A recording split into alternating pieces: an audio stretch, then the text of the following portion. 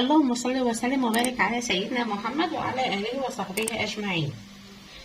دلوقتي يا حبايب قلبي احنا هنعمل ايه مع بعض؟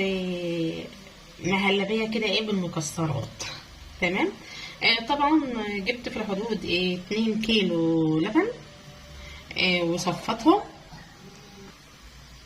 جبت في الحدود يا حبيب قلبي 2 كيلو لبن طبعا. وطبعا لما بجيبه طبعا بصفيه عشان لو في اي حاجه وكده، يعني بصفيه، هو طازه يعني عامه. وطبعا حطيناه دلوقتي في الحله زي ما انتم شايفين. هنسيبه بقى يغلي بقى مع بعض، ونكون احنا حضرنا النشا. نعمل شويه نشا كده بميه، هوريها لكم برده دلوقتي، بس هجهزها كده وارجع لكم تاني. طبعا يا جماعه حضرت النشا اهو مع بعض. النشا يا جماعه زي الدقيق كده. تمام. هنعملهم طبعا بشويه ميه صغيرين. وده هي فانيليا يا جماعه، بتتحط برده عليها برده، والسكر، وكل بيدوب مع بعض وكده. بس لما اللبن يغلي الاول. لما اللبن يغلي نجهز الحاجات ديت والسكر وكله ونحطهم على بعض. يعني هو ما بياخدش وقت يعني وكده. وطبعا عشان السنه الجديده كل سنه وانتم طيبين، ويجعلها سنه سعيده عليكم يا رب، وعلى الامه كلها. وربنا يصلح الحال. طبعا يا جماعه اللبن اهوت قرب اللي هو يغلي معانا. وطبعا دوبنا طبعا النشا اهي يا جماعه بحبه ميه كده. وطبعا دلوقتي اهوت انا مستنيه اللبن يغلي.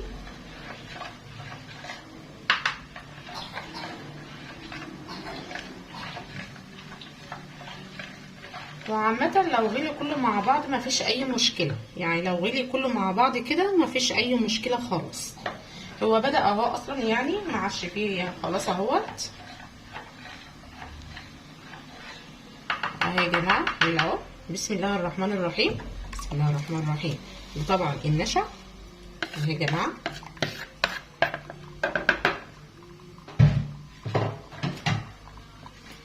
دي يا جماعة ما نهدي شوية عشان بس ما تلزقش معانا. دي طبعا الفانيليا. بسم الله الرحمن الرحيم. كله ده هي اصلا ما فيهاش حاجة. طبعا نقلب مع بعض. هي اصلا مسكت على طول اهي، مادام اللبن عمل على طول مسكت مع بعض. طبعا هنحط السكر مع بعض. بسم الله الرحمن الرحيم.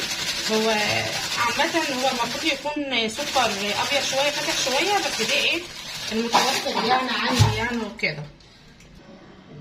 طبعا هي يا جماعة يعتبر لفت معانا، بس انا بقلبها شوية بالسكر كده، عشان هي بصراحة لفت معايا على طول. بين كده طلعت النشا كتير، حاجة زي كده يعني. بس هي كده اعتبر يعني خلصت يعني وكده.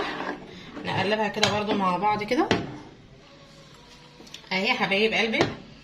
طبعا هي السكر بتاعها كده تمام، معاش عايزه سكر ولا حاجه.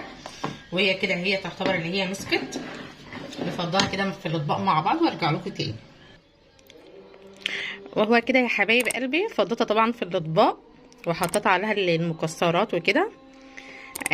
ودي كانت حلقتنا النهارده. ويا رب يكون الفيديو عجبكم. ما تنسوش اللايك، الاشتراك، تفعيل الجرس عشان يوصل لكم كل جديد. والسلام عليكم ورحمة الله وبركاته.